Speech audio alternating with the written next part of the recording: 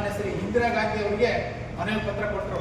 ಆ ಸಂದರ್ಭದಲ್ಲಿ ಯಾಕೆ ಮಾತನ್ನು ಹೇಳ್ತಾ ಇದ್ದೀವಿ, ನಮ್ಮ ಪರಿಶಿಷ್ಟ ಪಂಗಡದಲ್ಲಿರ್ತಕ್ಕಂಥ ಜನಾಂಗ ಎಸ್ ಟಿ ಮೀಸಲಾತಿ ಹೈಯೆಸ್ಟ್ ಆಯ್ಕೆ ಆಗ್ಬೋದು. ಎಸ್ ಟಿ ಮೀಸಲಾತಿ ಅವರೆಲ್ಲರೂ ಕಾರ್ತಿಕ್ ಮುರಾರ್ಜಿ ಅವರು ಕೂಡ ಒಂದು ಬುಡಕಟ್ಟು ಜನಾಂಗದಲ್ಲಿರ್ತಕ್ಕಂಥವ್ರು MP, ಆಗಿನ ಪ್ರಭಾವಿ ಕಾಂಗ್ರೆಸ್ ಪಕ್ಷದ ಒಬ್ಬ ಸಂಸದರಾಗಿದ್ದರು, ಪ್ರಭಾವಿ ವ್ಯಕ್ತಿಗಳಾಗಿದ್ದರು.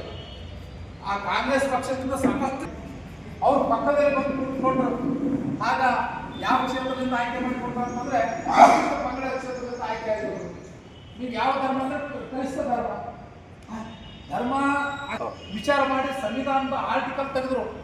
ಆ ಸಂವಿಧಾನದ ಆರ್ಟಿಕಲ್ನಲ್ಲಿ 341 ಒಳಗ ಸ್ಪಷ್ಟವಾಗಿ ಬರ್ತಾರೆ ಯಾರು ಆ ವ್ಯಕ್ತಿಗಳೇನಿದೆಪ್ಪ ಅಂದ್ರೆ DC ಹೋಗಿ ಅವ್ರು ಮನವಿ ಪತ್ರ ಕೊಟ್ಟು ಅವರು ಅಂಗೀಕಾರ ಮಾಡಿ ಆ ಧರ್ಮವನ್ನು ಬಿಟ್ಟು, ಯಾವುದು ನಮ್ಮ ಹಿಂದೂ ಧರ್ಮವನ್ನು ಬಿಟ್ಟು ಯಾವ ಕ್ರೈಸ್ತ ಧರ್ಮಕ್ಕೆ ಸೇರ್ಪಡೆ ಆಗ್ತಾರ, ಇಸ್ಲಾಂ ಧರ್ಮಕ್ಕೆ ಸೇರ್ಪಡೆ ಆಗ್ತಾರ, ಅವರು ಅಲ್ಲಿಗೆ ಪರಿಶಿಷ್ಟ ಜಾತಿ ಎಲ್ಲ ಸೌಲಭ್ಯಗಳು ಕಟ್ಟು ಅಂತಕ್ಕಂಥದ್ದು 341ರಲ್ಲಿ ಸ್ಪಷ್ಟವಾಗಿರ್ತಕ್ಕಂಥ ಒಂದು ಆದೇಶ ಇದೆ ಸಂವಿಧಾನ.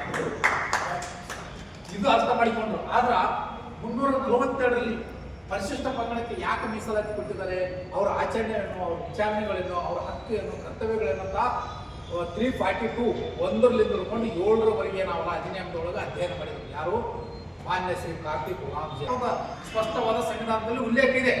ಆದ್ರೆ ಪರಿಶಿಷ್ಟ ಪಂಗಡದಲ್ಲಿ 342ರಲ್ಲಿ ಯಾವುದೇ ಉಲ್ಲೇಖ ಇಲ್ಲ. ಆಗ ಅವ್ರ ಭಾವನೆ ಏನು, SC ನಿರ್ದಿಷ್ಟಪಡಿಸಿದರೆ ಎಷ್ಟು ಜನಾಂಗಕ್ಕೆ ಯಾಕ ಬೇರೆ ಧರ್ಮದಲ್ಲಿದ್ರೂ ಕೂಡ ST ಅಂತ ಅವ್ರು ಸೌಲಭ್ಯ ಪಡಿತಾರೆ ಅಂದಮೇಲೆ ಇದು ಯಾಕೆ ನಾನು ಕೇಳಬಾರ್ದು, ಇದು ಯಾಕೆ ಸಂವಿಧಾನದಲ್ಲಿ ತಿದ್ದುಪಡಿ ತರಬಾರ್ದು ಅಂತ ಅವಾಗ ಏನು ಮಾಡೋದು, ಒಂದು ಅಭಿಯಾನ ಮಾಡ್ಕೊಂಡು ಯಾರು ಕಾರ್ತಿಕ್ ಮುರಾರ್ಜಿ ಅಂತ ಅವ್ರು ಏನು ಮಾಡಿದ್ರು, ತಮ್ಮದೇ ಒಂದು ಜ್ಞಾನವನ್ನು ಕಟ್ಟಿಕೊಂಡು ಪರಿಶಿಷ್ಟ ಪಂಗಡದಲ್ಲಿ ಆಯ್ಕೆಯಾಗಿ ಬಂದಿರ್ತಕ್ಕಂಥ ಆ ವ್ಯಕ್ತಿಗಳ ಸಂಪರ್ಕ ಮಾಡಿ ಅವರೆಲ್ಲರೂ ಸಭೆಗಳ ಮೇಲೆ ಕರೆದು